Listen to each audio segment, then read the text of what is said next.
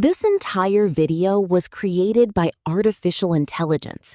But how can a computer create moving videos from only a few words?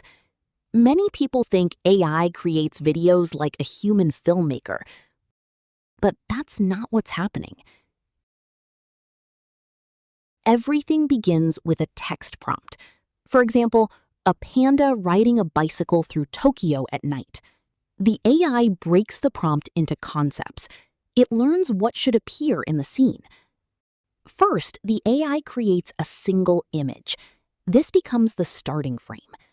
Now comes the difficult part. The AI predicts what should happen next.